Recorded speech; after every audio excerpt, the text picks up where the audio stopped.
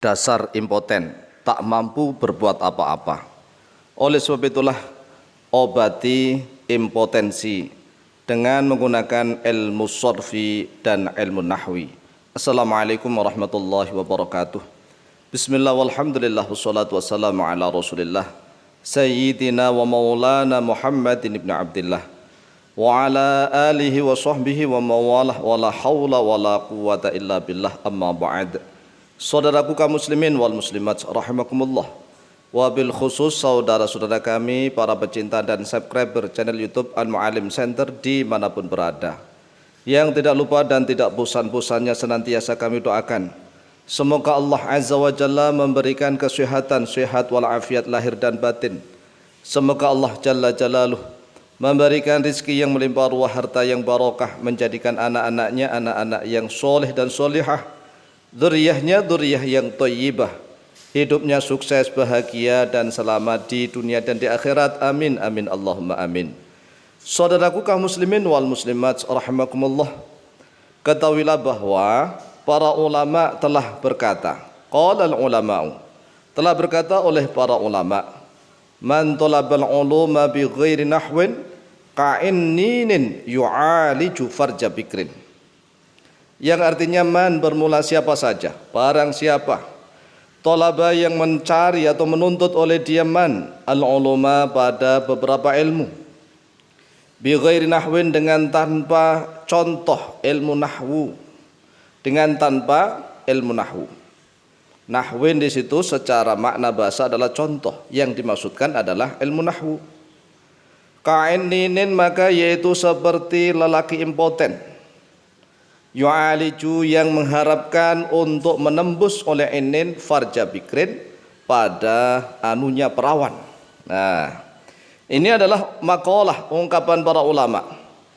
Barang siapa yang mencari ilmu agama, yang menuntut ilmu agama dengan tanpa dasar ilmu nahwu dan sorof, maka seperti lelaki impoten yang ingin menjebol gawangnya perawan. Kira-kira bisa atau tidak?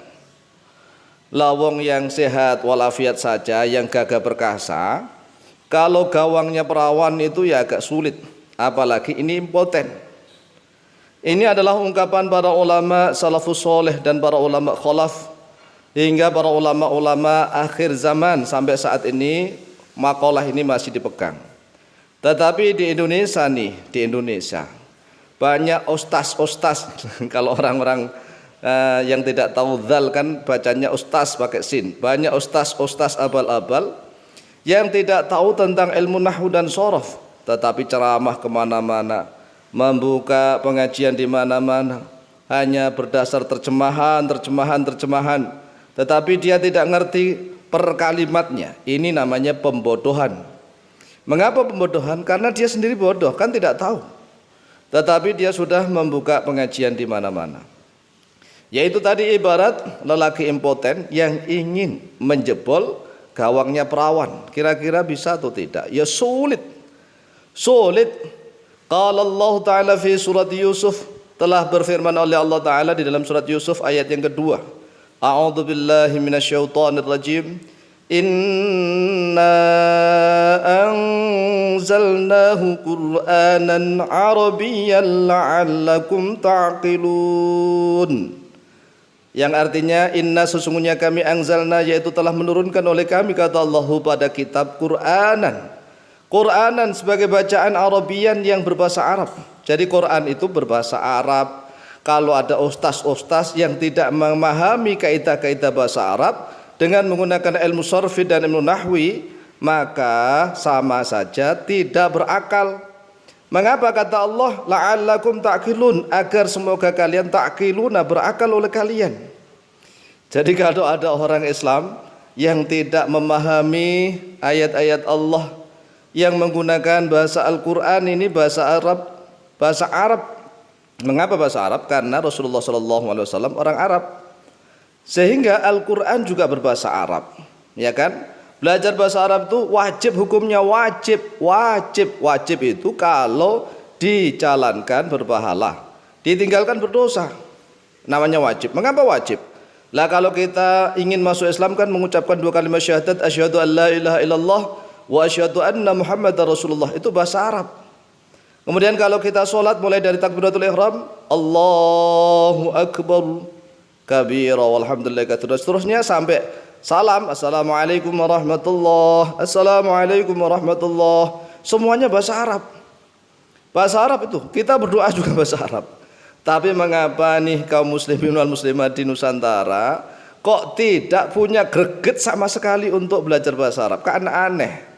Padahal sudah disindir oleh Allah Azza wa Jalla, apabila kalian merasa punya akal, maka pelajari itu bahasa Al-Quran. Inna anzalnahu Qur'anan Arabiyyan. Quran itu bahasa Arab. Bagi siapapun yang merasa punya akal tetapi tidak mau mempelajari kaidah-kaidah bahasa Arab, bahasa Al-Quran, maka sama saja tidak punya akal.